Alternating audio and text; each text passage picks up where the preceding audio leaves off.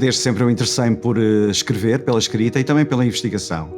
Logo na licenciatura em Arquitetura, adorava História da Arquitetura e História da Arte igualmente.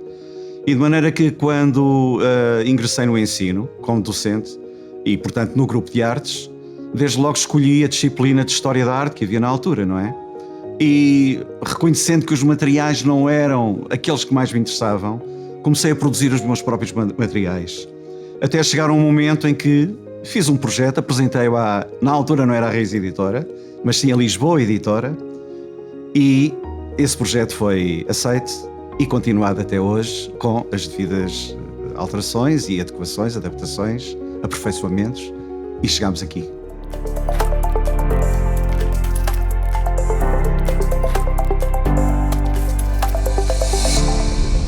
Ao longo da nossa carreira de professores, todos tivemos uma ou outra situação particularmente marcante que ficou na nossa memória. Esta que quero partilhar convosco aconteceu na manhã de 24 de fevereiro de 2022. Eu estava a dar uma aula de História da Cultura e das Artes a uma turma de ensino profissional quando, após o intervalo da manhã, os alunos entraram subitamente pela sala dentro, visivelmente perturbados e agitados com a notícia que acabavam de ver nas redes sociais.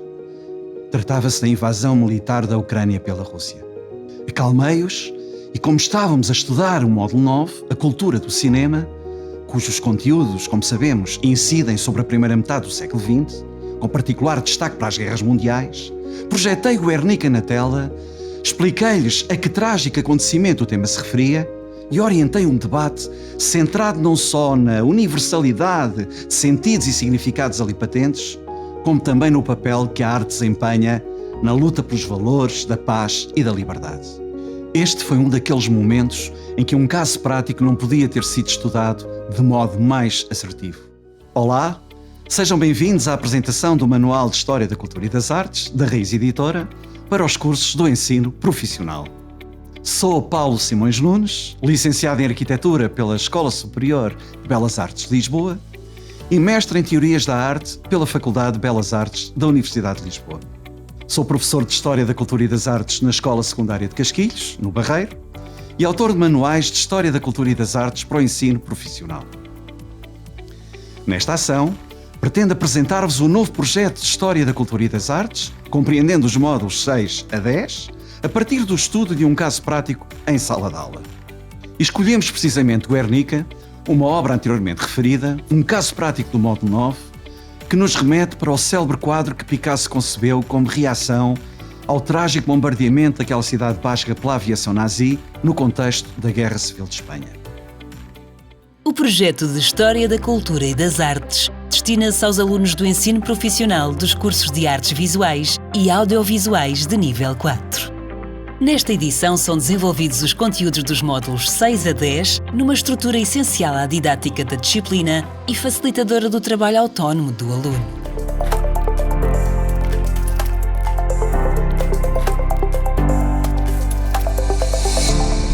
Comecemos por situar a obra na tábua cronológica que é apresentada no separador do módulo, relacionando-a com os principais acontecimentos daquela época. Aqui, importa reconhecer o contexto histórico do fenómeno cultural e artístico em que a obra se enquadra. Percorremos as diferentes categorias analíticas compreendidas no designado tronco comum do programa: tempo, espaço, local, síntese, biografia e acontecimento. O texto é apresentado na forma de pergunta-resposta. Acreditamos que este é um modo que favorece a compreensão e a assimilação de conhecimentos por parte do aluno. Por outro lado, a seleção de palavras-chave permite identificar o aluno com os conceitos essenciais desse período histórico-artístico.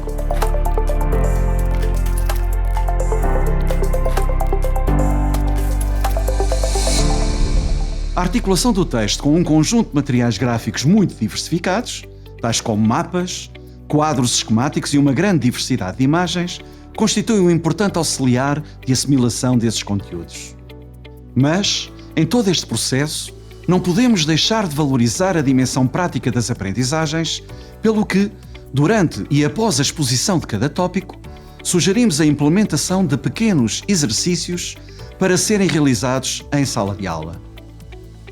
É assim que um instrumento como questões-aula pode ser potenciador de dinâmicas de trabalho individual ou em grupo, permitindo avaliar os conhecimentos e as competências adquiridas em cada momento específico de aprendizagem. Também a rubrica Leituras, onde apresentamos excertos de obras de uma bibliografia selecionada, propõe uma questão de interpretação das ideias ali expostas, contribuindo para o desenvolvimento da capacidade de reflexão e do poder de síntese. Depois de apropriados os conteúdos e os conceitos essenciais para a análise crítica de Guernica, é o momento de proceder a uma avaliação formativa. Aqui, propomos um conjunto de questões que permitem aos alunos aferir a assimilação de conhecimentos e avaliar a aquisição de competências adquiridas. Todas as soluções são apresentadas no fim do manual. O manual está muito recheado, digamos assim, de instrumentos, de ferramentas, de recursos que convidam o aluno a um processo de aprendizagem autónoma. Como damos as soluções no final do livro e também como apresentamos as metodologias, por exemplo, das atividades de projeto ou então atividades mais simples, nós apresentamos essa metodologia de desenvolvimento. Acreditamos que é um manual que tanto ajuda o professor, intermedia o trabalho do professor com o aluno e ao mesmo tempo também permite ao aluno fazer esse desenvolvimento autónomo.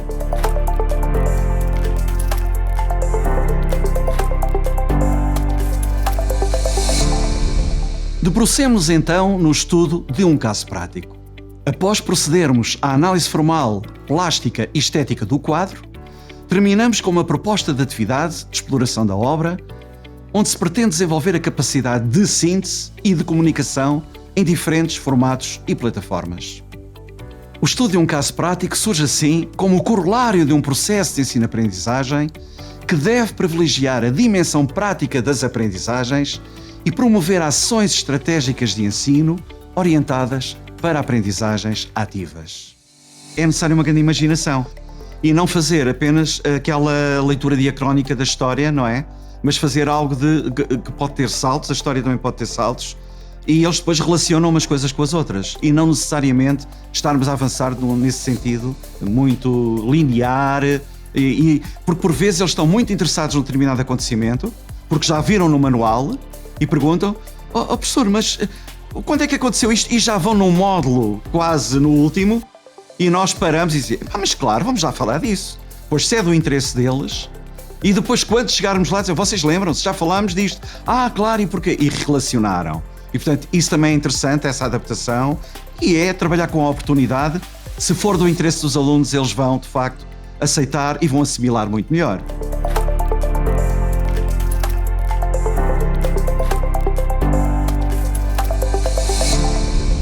Assinalemos que na escola virtual, professores e alunos dispõem de um conjunto de conteúdos e recursos com remissões na margem das páginas do manual. Referimos-nos a vídeos, quiz EV, exercícios e diversos recursos que complementam as aprendizagens. Uma das transformações mais marcantes na sociedade ocidental do início do século XX foi a mudança na condição feminina. Durante séculos, a mulher viveu confinada ao lar e dedicada à maternidade. Também o Guia do Professor, disponível em edição digital, disponibiliza um conjunto de conteúdos e recursos como suporte da sua ação pedagógica.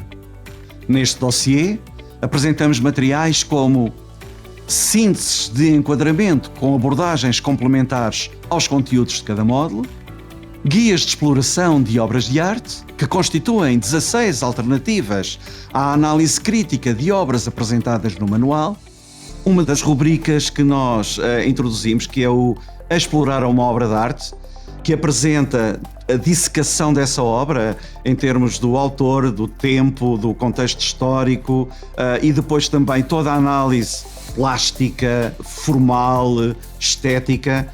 Nós acreditamos que estimula uma pesquisa por parte do aluno, um querer descobrir mais. Recursos didáticos diversificados, que incluem referências a museus do mundo, projetos de visitas de estudo, exploração didática de filmes com os respectivos critérios e grelhas de avaliação.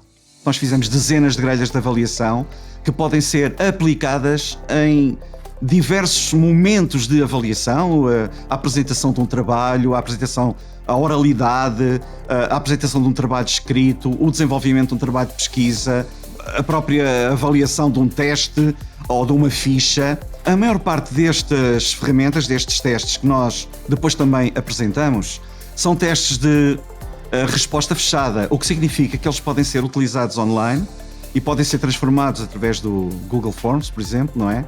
Podem ser aplicados digitalmente. Na escola virtual temos estes testes transformados em quizzes, os quizzes EV, podem ser acessíveis e trabalhados diretamente em sala de aula, obviamente com a resolução imediata, carregando apenas num clique, como sabemos, não é? Numa tecla. Também facultamos um conjunto substancial de critérios de avaliação e grelhas de registro, aplicáveis a diversas situações de aprendizagem, orientadas totalmente para a avaliação formativa. E propomos, igualmente, 36 fichas de avaliação editáveis, que constituem uma opção adicional às fichas de avaliação incluídas no manual.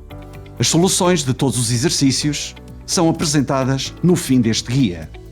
Todos os materiais do Guia do Professor estão disponíveis em formato editável no manual interativo na escola virtual. Esta disciplina de História da Cultura e das Artes devia ser transversal a todos os cursos, porque é de facto o pilar do nosso conhecimento, da nossa cultura, do nosso saber-estar, do nosso desenvolvimento de sentido crítico, analítico, da sociedade, do ambiente e da história. Alguém disse, nós devemos conhecer o passado para compreender o presente e, se calhar, prever o futuro.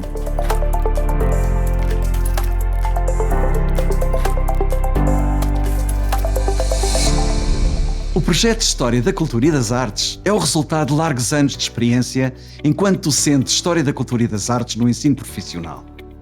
Durante vários anos, recebi feedback e sugestões de vários colegas, de norte a sul do país, que, de certo modo, acabam por legitimar a pertinência deste projeto.